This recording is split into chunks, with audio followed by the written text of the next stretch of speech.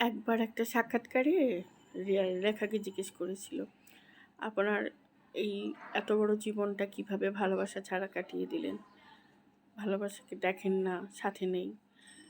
তখন রেখা উত্তর দিয়েছিল যে ভালোবাসার জন্য সামনে দরকার নেই, ভালোবাসা মন থেকেই করা যায়, আর দূর থেকে ভালোবাসার সার্থকটা বেশি। আচ্ছা, যাই হোক, আসসালামু আলাইকুম, সবাই কেমন আছেন? আশা করি অনেক অনেক ভালো আছেন সবাই। আজকে যখন আমি ভয়েস দিচ্ছি তখন ঠিক 11টা বাজে। ব্রেকফাস্ট করে কফি খেয়ে দেন একটু রেস্ট নিয়ে তারপরে আমি আমার ভিডিওটা এডিটিংয়ে বসছি। সবাই কেমন আছেন? আমরা গতকাল সন্ধ্যা একটা কফি আড্ডায় গিয়েছিলাম আমার বান্ধবীদের সাথে। অনেকে আমাকে জিজ্ঞেস করে, অনেকে আমাকে বলে, আচ্ছা তুমি 3টা বাচ্চা নিয়ে সংসার করে কিভাবে আবার এত কিছু সামলাও, তোমার সময় হয়? আসলে সময়ের জন্য সময় বের করতে হয়, কোনো কিছু করার জন্য সময় লাগে না। আমি মনে করি ইচ্ছাটাই সবচেয়ে বড়। তুমি ইচ্ছা করলে তোমার সময় অটোমেটিক বের হয়ে যাবে। তো আমার ইচ্ছাটা মনে হয় প্রখর, এর জন্য মনে হয় আমি এত কিছু করে সময় পাই। আলহামদুলিল্লাহ। সেদিন আমাকে আমার এক বান্ধবী জিজ্ঞেস করে, এত ঝামেলার মধ্যে তুমি আবার নিজের বিজনেস খুলেছো, পারবা সামলাতে? আমি হেসে বললাম, ইচ্ছা শক্তিটা প্রখর তো, তাই পেরে উঠি, পারার জন্য সময় লাগে না।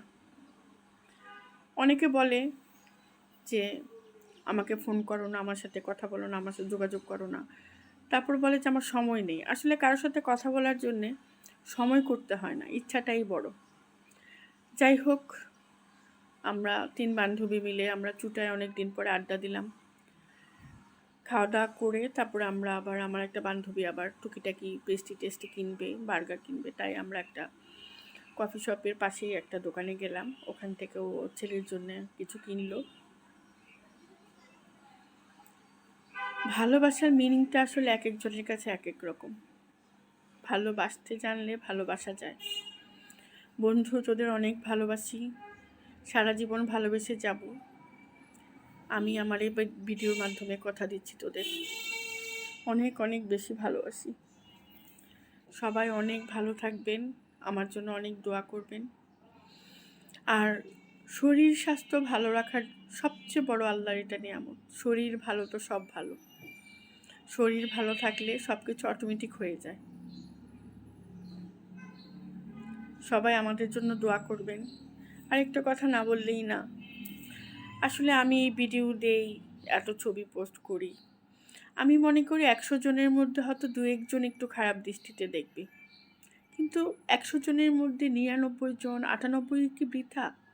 ওদের দোয়া কি আমার কাজে লাগবে না? যাদের চোখ খারাপ, মন খারাপ, তাদেরটাই কি কাজে লেগে যাবে? আমি এটা বিশ্বাস করি না। আমি বিশ্বাস করি ভালো নজরে দেখলে, ভালো মন দিয়ে দেখলে সব কিছুই সুন্দর, সব কিছুই ভালো। আল্লাহ হাফেজ সবাইকে, ভালো থাকবেন।